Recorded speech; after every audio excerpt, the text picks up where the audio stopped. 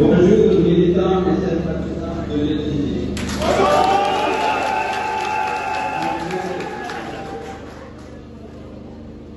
Saluez votre présence massive à cette Assemblée générale ordinaire de l'ETG.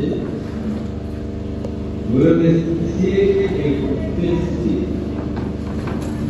pour votre présence, mais surtout pour votre constance et votre fidélité aux idéaux de notre grand parti, l'UFDG. Constance et fidélité qui existe dans le contexte actuel suffisamment de courage et d'humilité. Parce que, comme vous le savez, ce contexte est marqué par une vaste campagne d'intimidation et de corruption pour créer le sentiment que toute la Guinée milite désormais en faveur du parjure et de la confiscation du pouvoir par le général Mamadi Doumbouya. La justice est instrumentalisée. Elle dépense des poursuites sans objet, prononce des condamnations sans base légale contre les leaders politiques, contre les acteurs de la société civile et parfois contre des simples citoyens qui ne font que critiquer ou dénoncer ce qu'ils considèrent comme des dérives du pouvoir ou de la violation des droits humains et des libertés fondamentales. Le cas le plus significatif, le plus récent, c'est celui d'Aliba, qui, comme vous le savez, est persécuté, condamné à 2 ans de prison pour offense.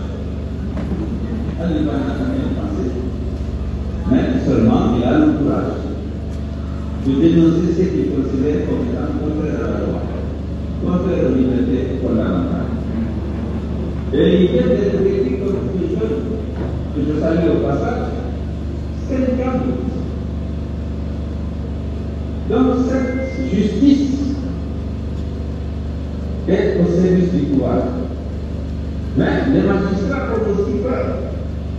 Parce que la campagne d'intimidation ne touche pas seulement les acteurs de la société civile, les commerçants et les industriels. La campagne d'intimidation et de corruption vise aussi les leaders politiques et les acteurs de la société civile que les industriels et les commerçants, les journalistes et les patrons de presse, les chefs religieux et les imams. Tout le monde est visé par cette campagne d'intimidation et de corruption. Parce que ils veulent donner, comme je l'ai dit, le sentiment que toute la Guinée est mobilisée pour le maintien au pouvoir de Mamadi Doumbouya. Être militant du FDG, c'est aujourd'hui presque une infraction. Vous vous exposez au kidnapping, aux arrestations, aux disparitions forcées. J'ai parlé d'Aliba, mais je ne peux pas ne pas rappeler et condamner les disparitions forcées dont on était victime. Premier Mangé, Ileba, Marwal Kamara, Sadou Simaga. C'est des choses inacceptables dans une société moderne. Mais tout ça participe de la volonté de la jeune d'intimider les autres pour pouvoir faire toutes ces voies dissonantes. Vous le savez, je le sais, l'UFDG c'est un parti qui a des valeurs, qui se bat pour des idéaux. Je l'ai rappelé la dernière fois. Nous ne pouvons pas ne pas dénoncer les violations des droits humains. Nous ne pouvons pas ne pas exiger la justice pour la soixantaine de jeunes qui ont été froidement abattus par les forces de défense et de sécurité sur l'axe. Nous ne pouvons pas ne pas exiger la libération de Fonike Bingo, Marwan et Sadou Simaga. Nous ne pouvons pas ne pas condamner les persécutions dont l'Aliba et d'autres victimes, parce que nous sommes un parti de valeurs. Nous voulons que la liberté d'expression, la liberté c'est tellement par les citoyens de ce pays. Et c'est pourquoi on se bat. J'avais rectifié le jour en disant qu'on se bat pour avoir le pouvoir, parce que lorsqu'on a le pouvoir, on peut faire la siffler au pays. Mais en attendant que nous exigeants et dignes, exigeants vis-à-vis de ceux qui parlent des autres, le pouvoir de la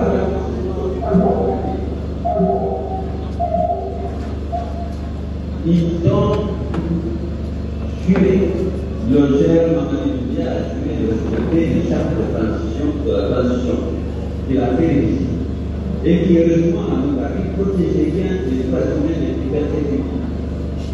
Malheureusement dans la pratique, aucune disposition de cette charte n'est respectée. Nous n'avons pas, je l'ai dit à plusieurs fois, notre conflit avec la charte que nous avons souligné à nous, c'est qu'elle ne respecte pas ses engagements. Elle ne peut pas l'accompagner dans ça.